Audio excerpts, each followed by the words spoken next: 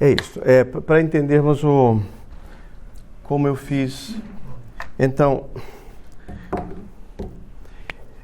eu transformei um pouquinho esse título, mexi um pouco para arrumar melhor, porque, por exemplo, a palavra penitência, eu tomei a palavra penitência e coloquei como sendo o jejum indicador de penitência em geral. Então, jejum como sinônimo de mortificações.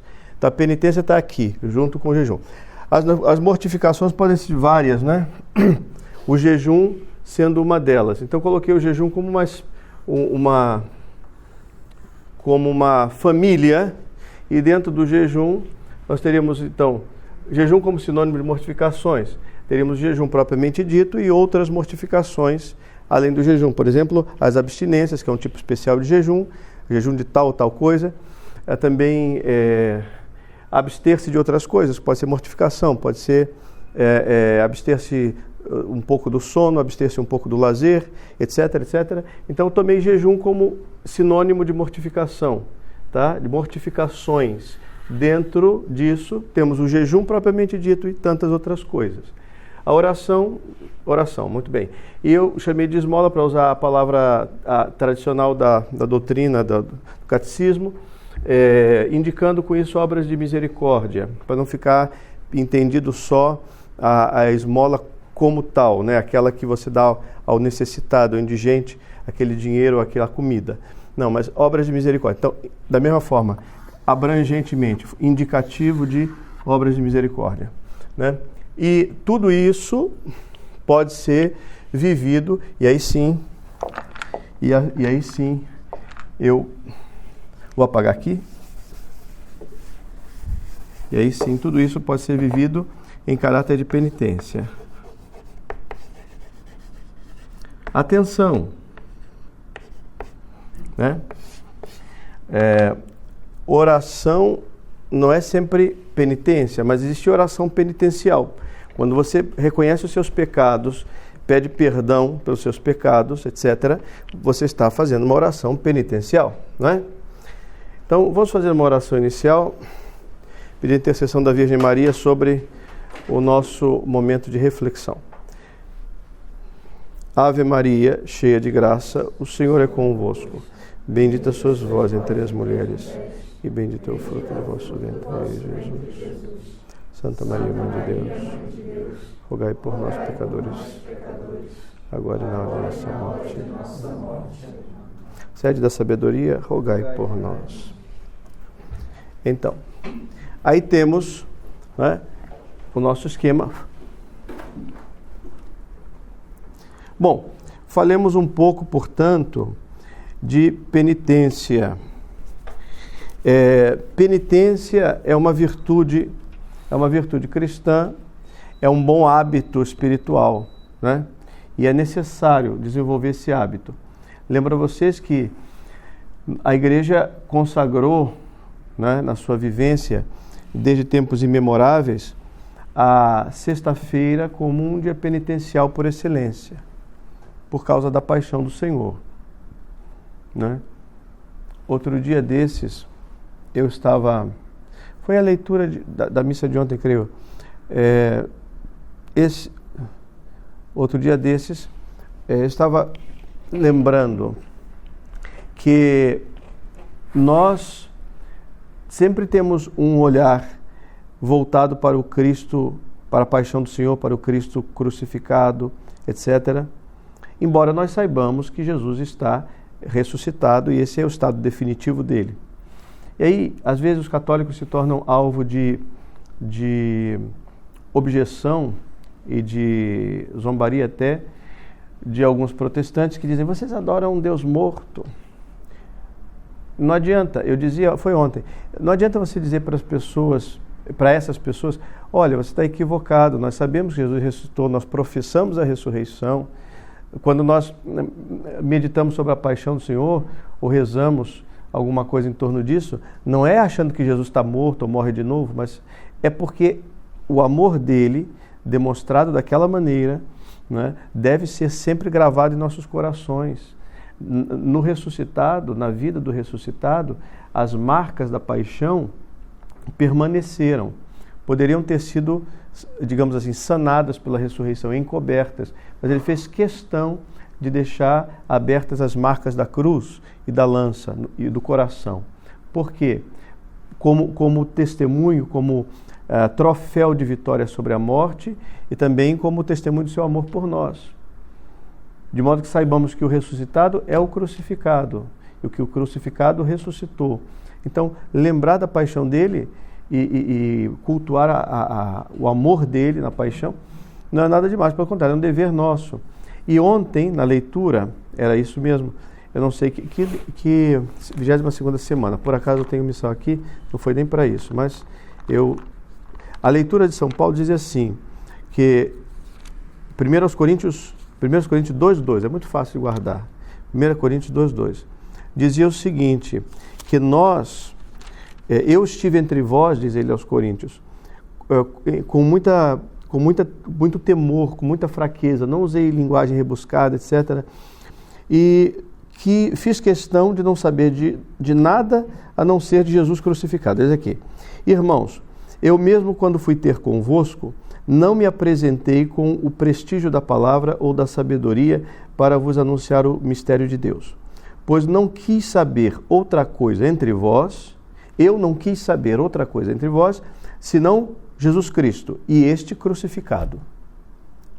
E também na carta aos Gálatas há um trecho muito semelhante. Onde ele diz, Gálatas insensatos, ante os quais foi desenhada, pela pregação dele, pela palavra dele, a imagem do Cristo crucificado. Epístola aos Gálatas. Então, é preciso a gente ter isso na ponta da língua também para poder rebater, às vezes, certas insanidades que são ditas. Então, a paixão do Senhor, mesmo estando ele ressuscitado, e sobretudo porque ele ressuscitou, é digna de ser lembrada e rememorada. E nós o fazemos e o vivenciamos espiritualmente nas sextas-feiras, né? De modo análogo ao domingo, que é o dia da ressurreição. Análogo, digo, porque o domingo é dia santo de guarda, mas é análogo ao domingo, que é o dia da ressurreição. Então, é já uma preparação para o domingo, inclusive, né? Porque a ressurreição brilha, a luz de Cristo ressuscitado brilha, fulgurante sobre o fundo da paixão, da morte, enfim, da dor, né? É uma maneira de ressaltar, preparar o domingo, a alegria do domingo. Pois bem, então, a penitência tem a ver com o Cristo crucificado, porque ele tomou sobre si as nossas dores, tomou sobre si os nossos pecados. E nós queremos agora, como Cirineu, fazer o contrário, quer dizer, tomar um pouco sobre nós, né, das dores do mundo, né, e reparar, de certa maneira, tanto quanto está nas nossas possibilidades, as maldades, os pecados, as ingratidões nossas e alheias. Então, a penitência é uma virtude necessária. Também a penitência é necessária porque nós pecamos sempre. Portanto, precisamos de conversão contínua, né?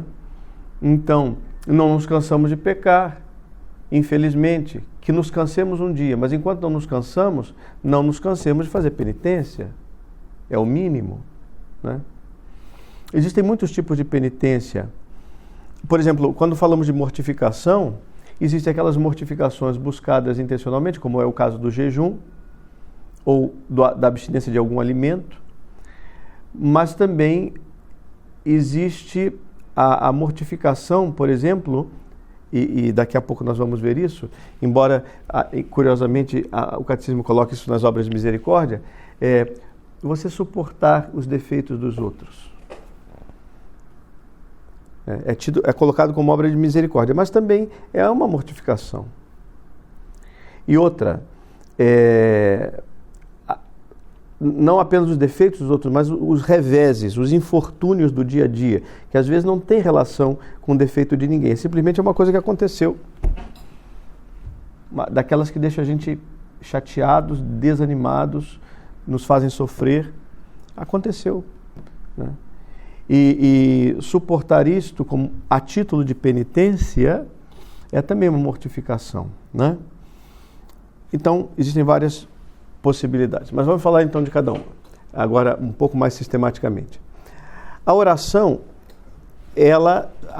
penitencial, porque pode ser uma oração de ação de graças, pode ser uma oração simplesmente de adoração, mas a oração penitencial, como toda oração, ela está no âmbito da nossa relação com Deus, né?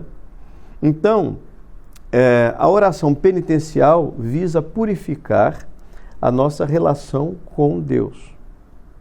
Porque a nossa relação com Deus nem sempre tem uma intenção purificada. A nossa relação com Deus, conosco mesmos e com o próximo, nem sempre é uma relação de intenção pura. Então, sempre nós temos a tendência de buscar a nós mesmos em primeiro lugar, também na nossa oração, por incrível que pareça. Buscamos a nós mesmos na nossa oração, antes que a glória de Deus. Isso deve ser invertido. Até porque, conforme Santo Irineu, gigante, Santo Irineu dizia que a glória de Deus é o homem vivo e a vida do homem é dar glória a Deus. Então, se eu quero viver, se ter abundância de vida, o caminho é glorificar a Deus. Não existe vida verdadeira fora disso. Então, é do meu interesse glorificar a Deus antes de tudo. Também no Pai Nosso, Jesus ensina as petições por ordem de importância e de abrangência. Então, Pai Nosso, santificado, quer dizer, glorificado seja o vosso nome, e venha o vosso reino, e seja feita a vossa vontade, são as petições principais do Pai Nosso. Então ele nos ensina a começar assim, bendizendo a Deus, santificando o nome do Senhor, ou seja, glorificando o nome do Senhor, pedindo que a sua vontade seja feita. O Pai Nosso é a escola de oração para nós, é a base de toda a oração cristã. Santo Agostinho chega a dizer, ele é interessante, ele diz assim, não é que toda oração deva reproduzir de alguma forma as intenções do Pai Nosso, mas pelo menos não lhe há de ser contrária. E depois ele volta atrás. Se bem que não sei como não poderia ser pecaminosa alguma coisa que não estivesse contida nas petições do Pai Nosso. Ele volta um pouco atrás. Fica assim, não é? Hesitante. De toda forma, então, a nossa relação com Deus deve ser purificada. E a purificação, eu vou dizer, uma coisa que pode purificar muito a nossa relação com Deus, além da oração expressamente penitencial, ou dentro dela, é o seguinte: glorificar a Deus pelas coisas que nos fazem sofrer. Não porque eu gosto de sofrer, mas porque Deus, e isso é o que agrada a Deus, Deus tem um propósito de amor em tudo aquilo, em todas as coisas que me acontecem, sejam mandadas por Ele, ou sejam permitidas, pelo menos por Ele, elas estão aí, e se Ele ou fez ou permitiu que fizessem, então eu devo agradecer, dizendo: Senhor, eu vos louvo porque sei que tudo procede do vosso amor e para Ele conduz. Por isso eu vos louvo por essa situação assim, assim, assim. Por mais que doa dizer isto, diga. E isso vai purificar a sua relação com Deus. E, obviamente, a oração penitencial propriamente dita. Coloque o seu coração no que diz. Quando reza um ato de contrição, quando faz um ato penitencial, coloque o seu coração naquilo. Não apenas repita palavras. E às vezes até sem palavras você desdobrará essa oração na presença dele. Porque oração não é tanto questão de palavras, dirá também o próprio Agostinho, mas é mais questão ele diz de gemidos e alguma outra coisa que agora não me lembro, de lágrimas, alguma coisa assim. Então, a relação com Deus. A propósito de lágrimas, e dentro do tema da oração, existe um formulário litúrgico muito antigo que era a missa para pedir a Deus o dom das lágrimas. O dom das lágrimas significa a capacidade, a graça de chorar profundamente, né? de deplorar profundamente os nossos pecados, de ter dor pelos nossos pecados. Isso é uma graça. Né? É diferente do arrependimento puro e simples. Há a contrição imperfeita, que é aquele arrependimento com medo de se dar mal, ou de ir para o inferno, ou de qualquer outra coisa. Por exemplo, de não ser abençoado nos seus intentos, ou nos seus projetos, etc. Então, medo de se dar mal. Então, arrependimento imperfeito. Tem a contrição, o arrependimento perfeito, que é quando eu me arrependo porque feri o amor de Deus e porque eu amo. Então, a razão do arrependimento sendo o amor de Deus, essa condição é perfeita. Mas também ela tem graus, maiores ou menores.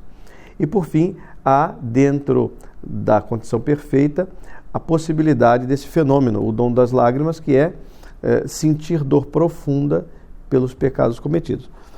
Essa graça deve se pedir a Deus, né? Mas não se deve também ficar procurando a todo custo essa emoção, porque no fundo, né, é uma coisa que vem com uma carga emotiva, vem com uma carga emotiva alta.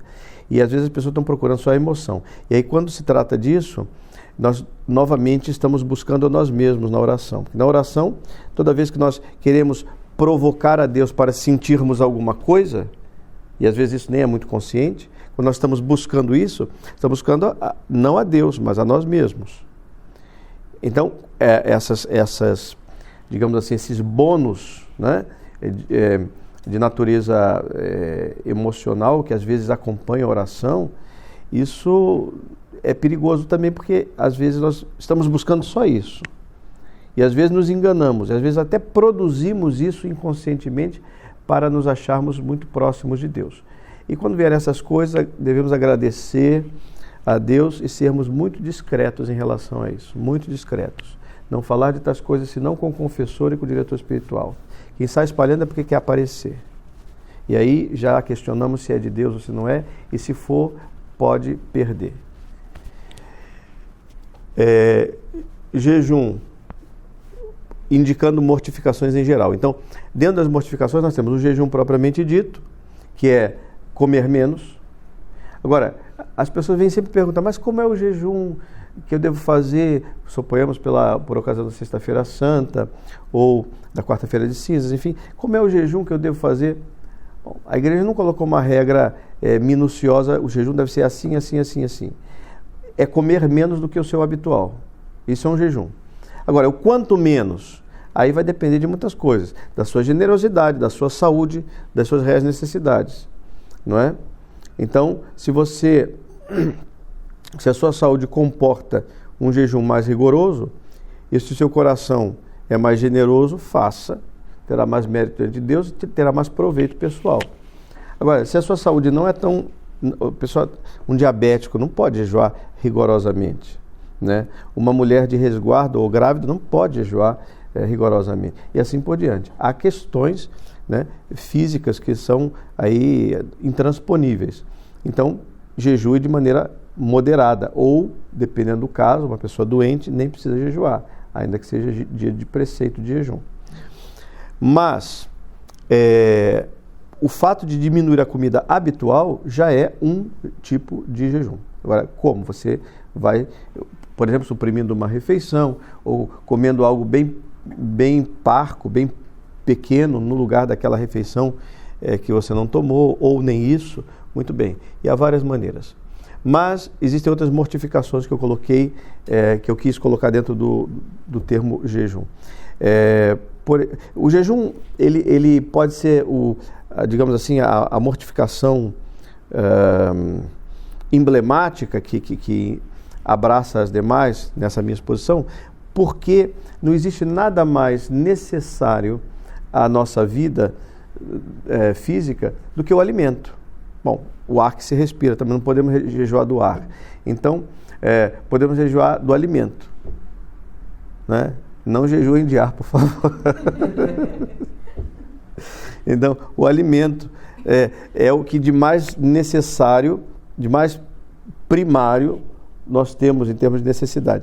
Então, quem consegue abster-se daquilo que é o mais necessário, mais primariamente necessário, pela lógica, conseguirá dominar as outras coisas. Porque o que está aqui em exercício no jejum, além da penitência propriamente dita, é o autodomínio, o exercício do autodomínio. Então, esse exercício do autodomínio, ajudado pela graça de Deus, chegará realmente a me ajudar numa purificação e num progresso da vida espiritual, né? Mas há outras mortificações. Por exemplo, como falei, dormir menos. Dormir menos é uma mortificação terrível para mim, né? Eu, então, posso escolher essa mortificação, suponhamos durante a quaresma, né? Ou suponhamos as sextas-feiras, quer dizer, suponha que alguém já acorde cedo, acordar um pouco mais cedo do que cedo, é uma mortificação e tanto. Ou dormir mais tarde para acordar na mesma hora, não é? Fazendo alguma coisa que preste, obviamente, não dormir mais tarde para ficar perdendo tempo, né? E assim por diante. São coisas ao nosso alcance. As mortificações um pouquinho mais severas, como silício, a disciplina, que era aquele pequeno chicote usado ali no convento dos capuchinhos, na Doc Lobo, me contava um frade que eles tinham, agora não tem mais, agora que mais precisa não tem, o costume de, nas sextas-feiras, fazer assim uma fila no corredor, e apagavam-se as luzes, os frades alargavam o hábito aqui, soltavam o hábito nas costas, deixavam as costas sem a proteção do pano, e aí, de luz apagadas, cada um com um chicotinho, enquanto cantavam o Salmo 50, chicoteavam o da frente, pá, pá, pá. Claro que o de trás ficava sem nada, por isso, então, depois virava para fazer o contrário, né? Então, Salmo 50, toda sexta-feira faziam. Bom, então, mas há outras práticas mais ao nosso alcance. E isso também, essas penitências um pouco excepcionais, não se aconselha que as pessoas vão atrás disso, fazer isso não. A menos que tenha a autorização do diretor espiritual. Essas penitências mais incomuns. Não deve ninguém por conta própria usar um silício ou começar a usar a disciplina, não. Porque o demônio, ele começa a tentar a pessoa no sentido da soberba. E ela vai, então, se achar melhor do que os outros por causa disso. Então, cuidado. Essas penitências extraordinárias precisam ser autorizadas pelo sacerdote que acompanha a pessoa. Eu conheço uma moça que me encheu a paciência querendo usar silício. Eu via que não tinha a mínima condição e nunca permiti. Aí veio uma provação terrível na vida dela. E ela começou a reclamar, e também não me deixava em paz com essa história. E tudo bem, o padre está aí para isso. Mas eu disse a ela, olha, esse é o seu silício, você lembra que você queria? Aceita das mãos de Deus o silício que Ele te mandou. Entendeu? Então, muitas vezes você tem pessoas dispostas a um silício, a uma disciplina, mas não estão dispostas a aturar aquela situação na qual Deus a colocou ou permitiu que ela estivesse, aturar aquela pessoa, conviver com aquele problema. Isso não. Até o silício eu aguento, mas isso não. Então, esse aqui é melhor do que o silício, obviamente. É sob medida para você. Esse aqui é o bom. Entendeu? Eu sei, sinceramente, eu acho que eu e vocês, todos vocês, ou quase todos, bem trocaríamos alguma coisa que nos aborrece por um silício ou por umas chicotadas. Trocaríamos. Isso já é o sinal de que peguei na mosca o negócio. Mas então essa outra coisa é que é o teu silício. Essa que é boa. Aguenta. Vai rezar o Salmo 50 enquanto você recebe as chicotadas aí. Tá? Então é isso. Agora, o outro... Então, jejum... Já entenderam que o jejum é o paradigma das mortificações, porque ele diz respeito à necessidade mais fundamental nossa, né? Que é a alimentação. Você vê em Jesus no deserto, por exemplo. Vamos ver daqui a pouco os textos do início da Quaresma. Tá? A esmola, obras de misericórdia. Então, a esmola é uma das obras de misericórdia, mas a igreja sempre nos lembra que existem as obras de misericórdia espirituais e corporais. E para ajudar a memória, ela as enumerou em 7. Por que digo para ajudar a memória? Bom, claro, 7 é um número místico também nas Escrituras, um número que tem significado de perfeição, etc. Mas foi para ajudar a memória, porque é um esquema. Você vê, por exemplo, a primeira obra de misericórdia corporal é dar de comer a quem tem fome, e a segunda, dar de beber a quem tem sede. Podia muito bem juntar numa só, mas aí não ficava 7. Então, para ter um esquema que ajude a memória, 7 e 7, né? Então, temos aí as corporais: dar de comer a quem tem fome, dar de beber a quem tem sede, dar pousada aos peregrinos, vestir os nus, visitar os enfermos, visitar os presos, enterrar os mortos. Se você observar, a maioria delas está no sermão de Jesus no capítulo 25 de São Mateus. Eu tive fome, não me deste de comer, tive sede, não me deste de beber, estava nu e não me vestiste. A maioria delas. E as que não estão lá estão em outros lugares da Escritura e foram pinçadas e colocadas aqui, né? Depois, obras de misericórdia espirituais. Ensinar os ignorantes. Mas na hora de ensinar, a gente não pode ter áreas de superioridade, porque senão a gente ofende, a pessoa se sente assim humilhada e pode dar o contrário, né? Então, ensinar os ignorantes, dar bom conselho. Quer dizer, seu ignorante, vem cá que eu vou te ensinar. Não é assim, né? Dar bom conselho, corrigir os que erram, perdoar as injúrias, consolar os tristes, sofrer com paciência as fraquezas do próximo, rezar a Deus pelos vivos e pelos mortos, né? Então, claro, eu já faço isso, por exemplo, eu já rezo pelos vivos e pelos mortos, mas tira um tempo a mais naquele dia de penitência, por exemplo, para rezar pelas pessoas que necessitam, os vivos e as almas do purgatório. Rezar mais por eles, mais do que você reza habitualmente, né? Perdoar as injúrias. Eu já me empenho nisso, né? Empenhe-se mais nesse dia, faça alguma coisa nesse sentido, concreta, né? Dar bom conselho, né? Se, obviamente, você encontra uma abertura mínima. Jesus falava: não jogueis pérolas aos porcos, nem o que é santo aos cães, para não suceder que, voltando-se contra vós, eles vos despedacem.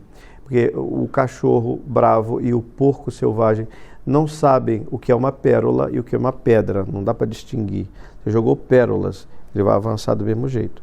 Então, cuidado, mas tendo isso aí em mente, se houver uma mínima abertura, faça, se não, reze mais, porque pela oração você atinge também, e assim por diante, né? Essas são, portanto, as formas de penitência. Vamos dar uma olhada eu peguei esse tríptico da penitência, né? Essa tripartição, porque é o esquema clássico nas Sagradas Escrituras e que aparece logo na quarta-feira de cinzas. Eu desmarquei. Aparece logo na quarta-feira de cinzas como o início do tempo penitencial por excelência, que é a Quaresma. Então, da mesma forma, nós temos uma Páscoa anual e temos a Páscoa semanal, que é o domingo. Analogamente, nós temos o tempo penitencial anual, que é a Quaresma, combinando com a Semana Santa, e temos, então, analogamente, uma Quaresminha semanal, que é a sexta-feira. Secundariamente, a quarta-feira também foi muito apontada e cultivada como dia de penitência. Quem quer fazer mais penitência, ao invés de fazer só da sexta-feira, pode eleger também a quarta como um dia penitencial, que está dentro de uma longa tradição da Igreja. Vejamos aqui.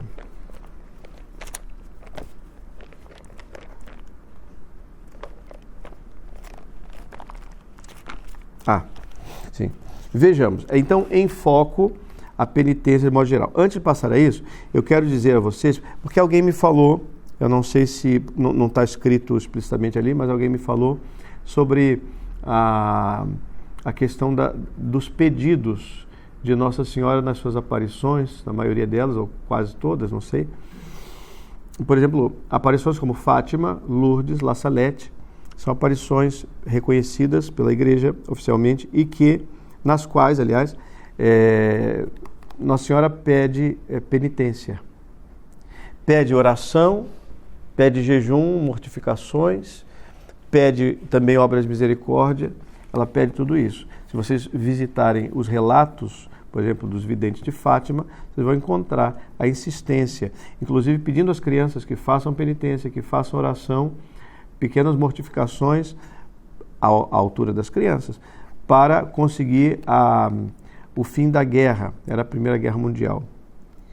E disse que se o mundo não se convertesse e não seguisse as orientações que ela dava, infelizmente surgiria um novo terrível conflito e surgiu a Segunda Guerra Mundial. Também Nossa Senhora falou dos erros da Rússia que se espalhariam pelo mundo inteiro, e é incrível como aquele veneno, não é, do comunismo russo continua impregnando com mutações, não é? Porque hoje você fala para o analista político desses descoladinhos ou meio isentos, ele vai dizer, não, mas não existe mais comunismo, que está falando. Não, tudo bem, eu gostaria que o senhor dissesse isso para eles que estão ali levantando aquela bandeira comunista ou se dizendo comunistas, que o senhor dissesse isso àquele ditador lá na China ou não sei onde, que dissesse a eles que não existe mais comunismo. Diga a eles, vá dizer a eles, não a mim. Para mim isso me dá uma ótima notícia, mas diga a eles, vamos ver o que eles lhe respondem, né? Vai dizer ao PCdoB que não tem mais comunismo, vai tirar esse nome que não existe mais. Então,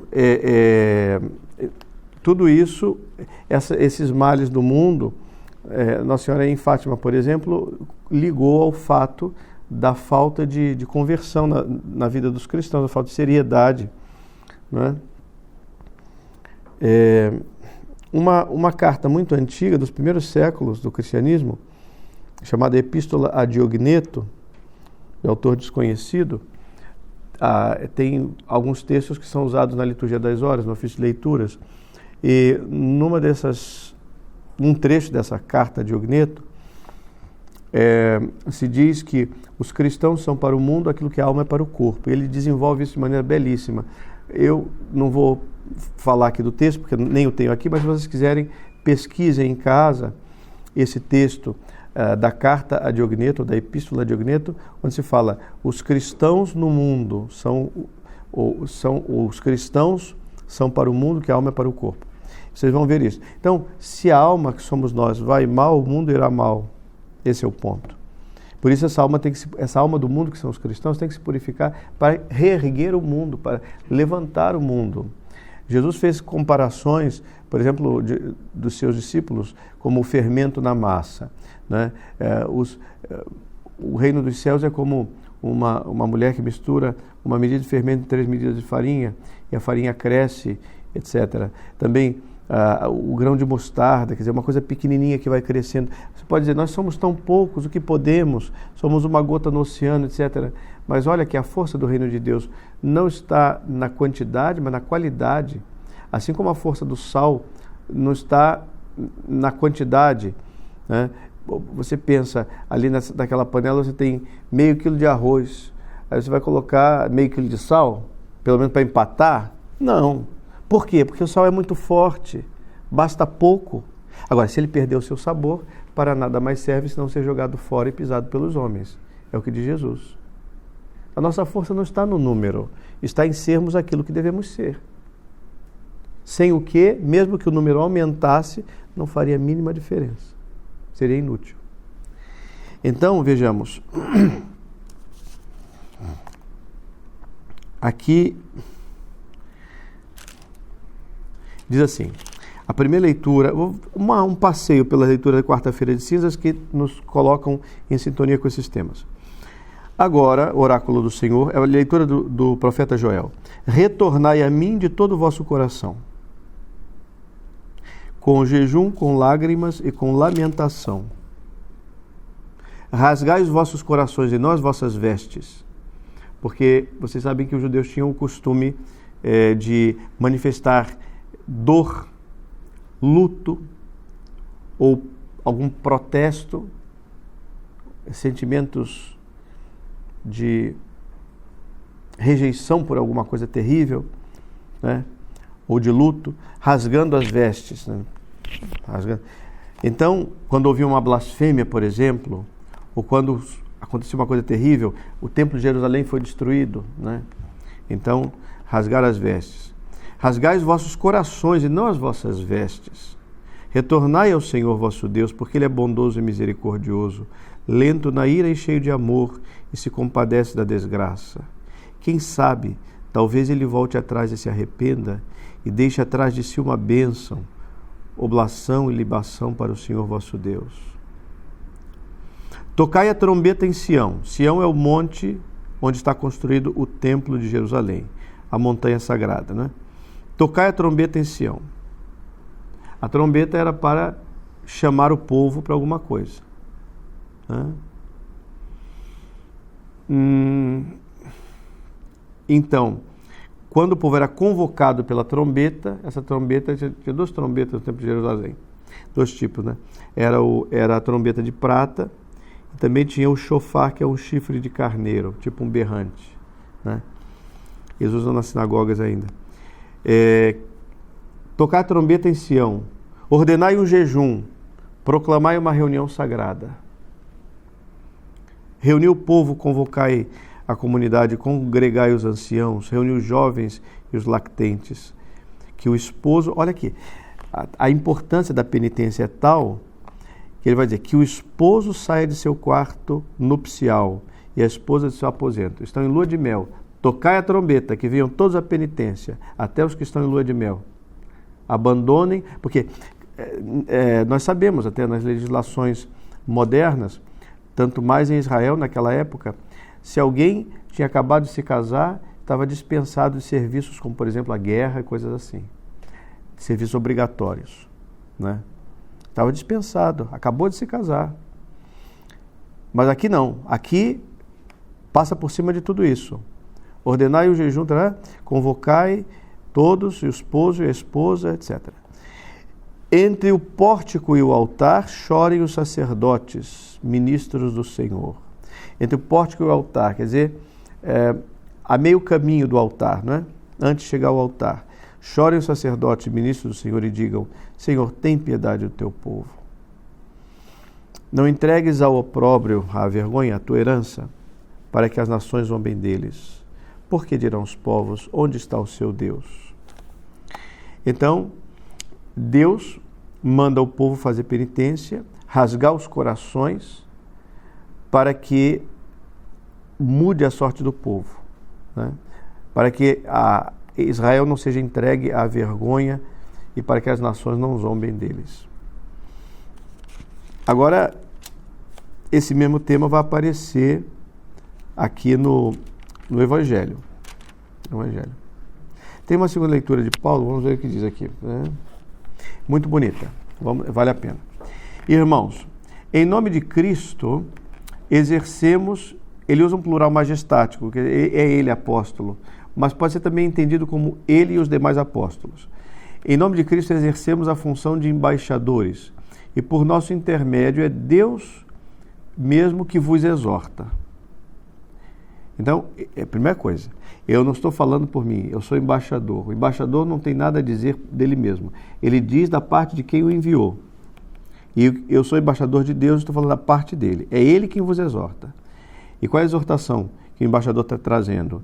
Em nome de Cristo suplicamo-vos, deixai-vos reconciliar com Deus. Aqui, essa tradução não respeita essa frase que eu falei, e vocês vão encontrar muitas vezes assim: reconciliai-vos com Deus.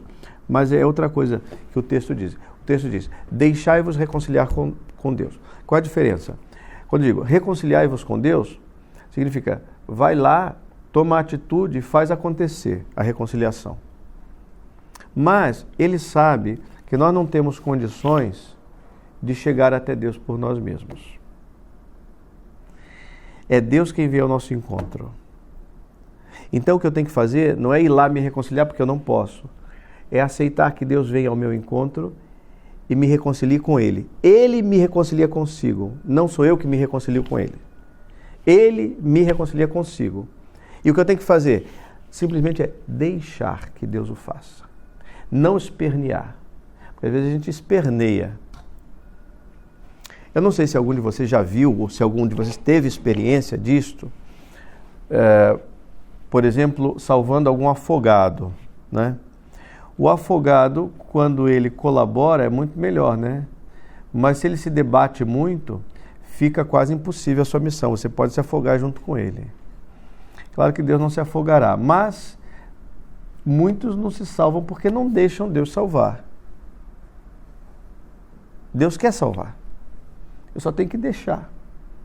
Mas eu esperneio, então eu dificulto o processo. Portanto, São Paulo diz assim: deixai-vos reconciliar com Deus. Permitam que Deus faça essa obra de reconciliação em suas vidas. Não atrapalhem mais a obra de Deus. Você tem tudo aí, Deus quer, o que lhe falta? Permita, não coloque obstáculos, né? Aquele que não conhecer o pecado é o Cristo. Deus o fez pecado por causa de nós, ou seja, o tratou como se fosse o próprio pecado, a fim de que por ele nos tornemos justiça de Deus. Quer dizer, justiça pode-se ler sinônimo de santidade. Visto que somos colaboradores com ele, Cristo, ou Deus, exortamo-vos ainda a que não recebais a graça de Deus em vão. Então, primeira coisa, deixai-vos reconciliar. E uma vez reconciliados, que essa graça não seja recebida em vão. Porque, então você foi reconciliado, você recebeu a graça. E agora o que eu faço com ela? Não faço nada. Não emprego, né? Não faço crescer aquela moedinha que me foi dada. Então, não recebais a graça de Deus em vão. Ele diz: no tempo favorável eu te ouvi. No dia da salvação vim em teu auxílio.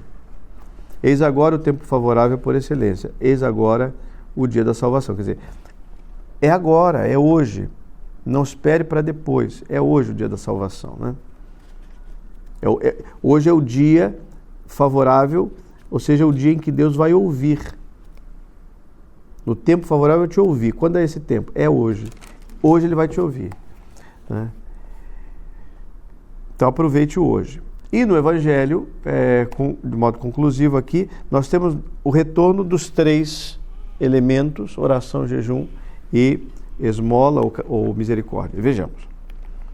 Jesus disse aos seus discípulos, Evangelho de Mateus: guardai-vos de praticar a vossa justiça diante dos homens, para serdes vistos por eles. Então, muita gente faz coisas boas por vaidade, para ser visto e aplaudido, etc. Então, guardai-vos de fazer isto.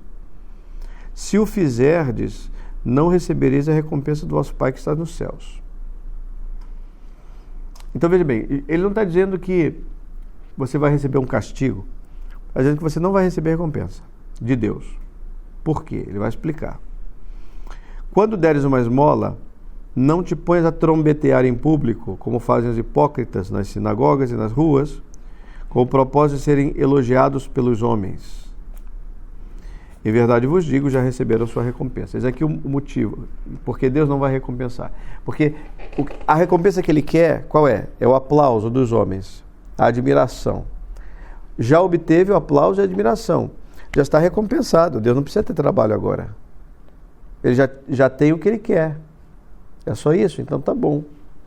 Agora, se alguém fizer ocultamente, vamos ver o que acontece.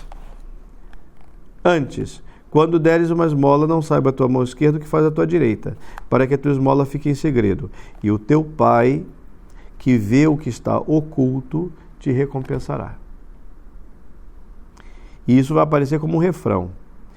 E quando orardes, não sejais como os hipócritas, porque eles gostam de fazer oração, pondo-se de pé nas sinagogas e nas esquinas, mostrando que estão rezando, né?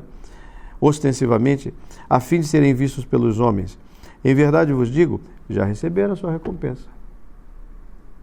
Não é isso que você queria? Ser admirado? Oh, quão piedoso! Já foi recompensado. Mas tu, quando orares, entra em teu quarto e fechando a porta, ora teu pai ocultamente, e teu pai que vê o que está oculto te recompensará. E o jejum a mesma coisa. Eles tinham um costume interessante de desfigurar o rosto para mostrar que estavam jejuando, né? Então, quando jejuardes, não tomeis um ar sombrio, como fazem os hipócritas, pois eles desfiguram o rosto, para que seu jejum seja percebido pelos homens. Em verdade vos digo, já receberam a sua recompensa.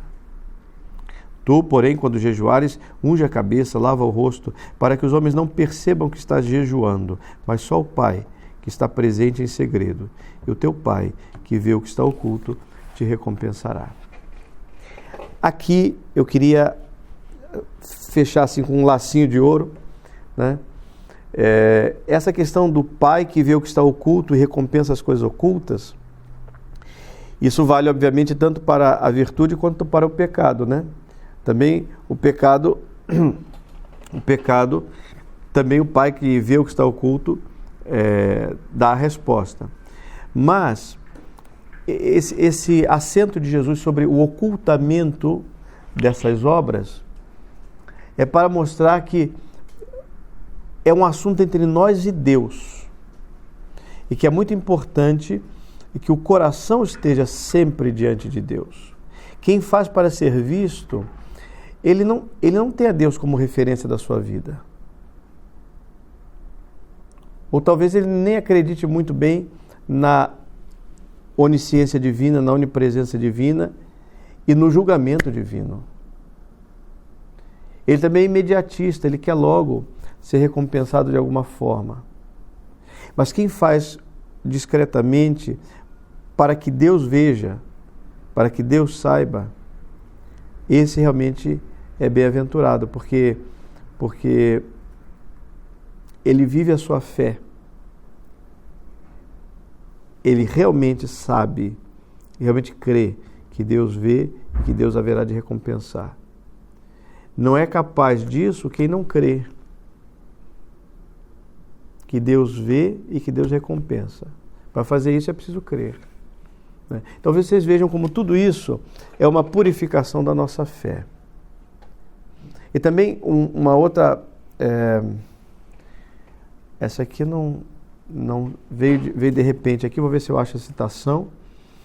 Lembrei agora sobre a mortificação da carne, né? Seja o jejum e as outras práticas.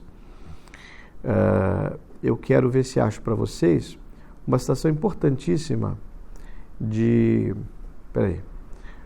completo a minha...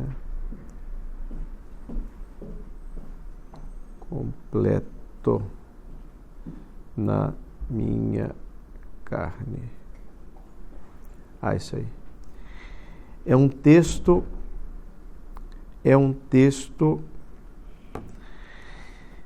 explosivo, ele é deliciosamente escandaloso, esse texto. Colossenses 1:24. O apóstolo diz o seguinte: eu completo na minha carne o que falta aos sofrimentos de Cristo em favor do seu corpo, que é a igreja. Vou repetir. Eu completo na minha carne o que falta aos sofrimentos de Cristo em favor do seu corpo, que é a igreja. Ele é escandaloso porque, primeira coisa, e falta alguma coisa ao sofrimento de Cristo? Primeira reação, né? Se não tivesse escrito o Novo Testamento e alguém dissesse isso, era blasfêmia na certa. Mas não pode ser blasfêmia, está lá. Então, vamos tentar entender. Né? Como assim falta?